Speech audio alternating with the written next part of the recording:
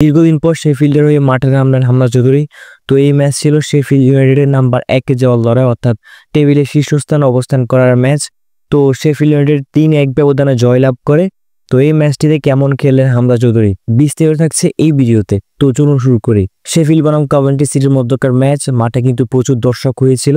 শুরুতে কমেন্ট্রিতে শোনা যায় হামজা চৌধুরীর অভিষেক নিয়ে কমেন্টেটররা কিছু বলছেন। এরপরেই প্রথম থেকে হামজা চৌধুরী আক্রমণাত্মক খেলা শুরু করেছেন। ভালো কিছু ইন্টারসেপশন ছিল, যদিও আহামরি তেমন ভালো পারফরমেন্স করেনি, তারপরও তার ভূমিকা ছিল ভালোই। হামজা এই ম্যাচ 89 মিনিট খেলেছেন। তার বলের টাচ ছিল 48টি, অ্যাকুরেট পাস ছিল 81%, যদিও কোনো কি পাস ছিল না। আর অন টার্গেট শট ছিল একটি। বেশ ভালো ইন্টারসেপশন করেছেন 4টি, আর ট্যাকেল করেছেন 2টি ট্যাকেলে কিন্তু গুরুত্বপূর্ণ ছিল। এই ম্যাচটি হামজা চৌধুরীর দল শেফিল্ড ইউনাইটেড 3-1 ব্যবধানে জয়লাভ করে আর 3টি গোল দেন। 19 মিনিটে গুস্তাভো হ্যামার, তিনি এই ম্যাচে দুর্দান্ত খেলেছেন।